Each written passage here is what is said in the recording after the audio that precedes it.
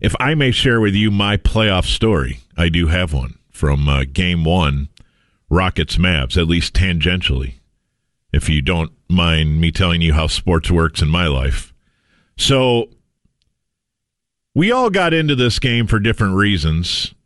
For me, and I think for my dear friend Dan, it was to at some point do play-by-play. Now, we have since realized how hard those guys work for a living, and certainly the hours they keep are significantly different than the hours we keep. And yeah, you could talk me into the Ralph Strangis 6-month summer vacation that he's probably 2 weeks into right now as a pro on the pros versus cons level, but it's legitimate work, and you're wearing a suit a lot, and, it may not be what I thought it was when I was 18. Anyway, wanted to get into play-by-play, ended up doing sports talk for a living, but over the course of time, whenever play-by-play is available, I jump in. It's fun. It's fun to be at a game, especially on my terms, which is show up, do it once, and then leave. You know, you don't have to do 82 in a row or 162 in a row. You do it on your terms. Isn't that the way to do things, Dan? That's how I'm trying to make all of life. Well, on your terms, yes. So my terms when it comes to play-by-play is I will do somewhere between 6 and 8 soccer games a year for Major League Soccer, and more specifically for FC Dallas. The reason I do 6 to 8 is because they already have their first stringer. I am merely the substitute teacher. So just by definition, people lower their bar when the substitute teacher is teaching. They know that this isn't this guy's normal gig. Cut him a little slack or whatever. Maybe they do, maybe they don't. The point is that when the Mavs go to the playoffs, Bob gets more work. So in a weird way, it is financially beneficial to me that the Mavs go on a deep run, because the more they play, the less soccer games Followell can do, because Followell wants to do all the games in all the sports. Much like Josh Lewin before him, if there are 300 games a year that he can fit on the 365 nights, he will do it. And I suppose it's part of boredom and part of what those guys do for a living. They just do play-by-play. Well, this is a game he could not do because the Mavs were doing Game 1 in Houston. He could not do FC Dallas at home against Toronto. So, in steps Bob. It's weird because you got to do all of this research, Dan. It's part of the job, but I don't know if people realize that you don't just show up and start doing the game. You make charts. You're kind of an absentee father for most of that day. Maybe other people build up to it. I cram the day of the final, and then by the next day, I've kind of forgotten everything I crammed for. You're just trying to have memory for that night. So Saturday night was my big night. Go up to Frisco, and you see that weather is reported to be an issue all day. And I don't know about you, but all of our youth games got washed out on Saturday because there was precip on Friday night. Oh, yeah. Precip. So the rich, affluent fields of suburbia do not allow kids on the field if there's even the slightest trace of water. The debut of the Regonk Force jerseys were blocked by rain. Mino and I were crushed. That's a really underreported trend of these last couple decades, because I swear when we were kids, if it was not pouring rain during the game, you were playing, right? Like there's a puddle at second base. Figure it out, kid. Well, it's one of the reasons why when you drive around, you're like, I can't believe how awesome those fields are. Those look like minor league fields. Yeah, they don't beat them up? Yeah, that's true. The slightest hint of inclement weather, they don't let you on them, because if you were, it would tear up the outfield. Yeah. I definitely remember playing in rain. Like, just kind of being happy I was on the bench because it was covered. Yeah, but this has evolved to, it's sunny out, but it rained last night, so we can't play. And that's weird to me, but whatever. Anyway, professional soccer is not like that. They do play in the elements. They will play in snow. They will play in rain. What they won't play in is lightning. And so I got to learn a few things on Saturday night because... Well, they don't have any metal out there. It's not like they have golf clubs. I believe all the seats are probably metal, right? I don't know. That's a problem. I thought they were plastic. You don't want fans dying at your game. That's bad for business. But game started at 7:30. I thought it was soccer. And you could see the 17,000, I believe, were there, Dan. Just play along. Play along with the story, and if you want, pretend I'm doing a baseball game. But anyway. Rangers?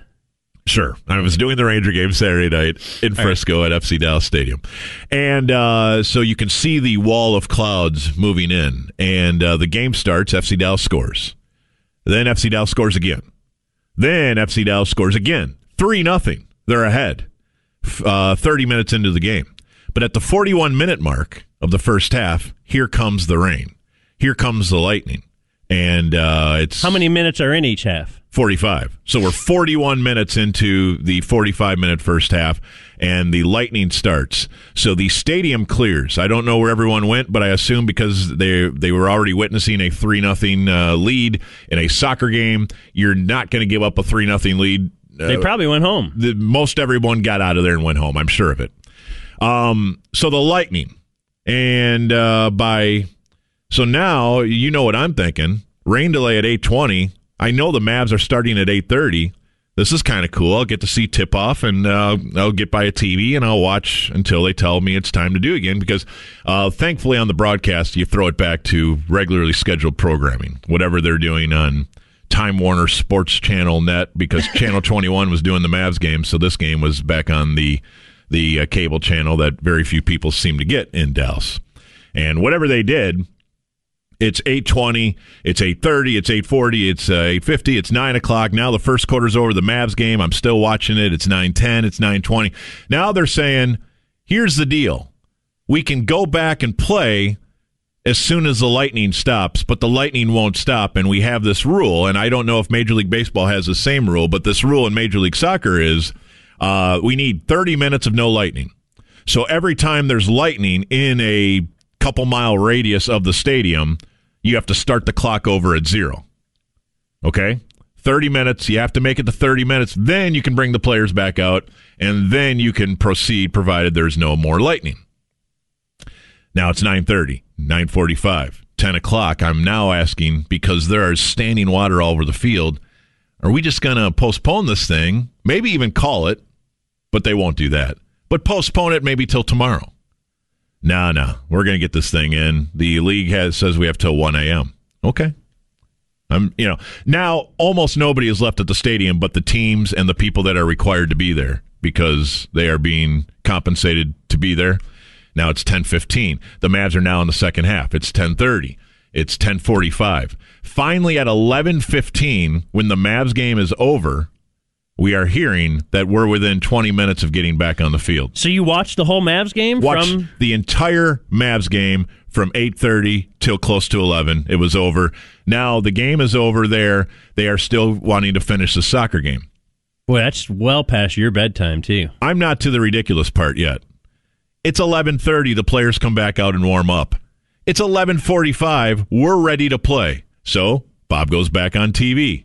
With my dear friend Dante Washington. We're calling the game, and he's good. Now here's what they say. Check this out. It's 11:45. We have literally had a 3-hour and 20-minute lightning delay.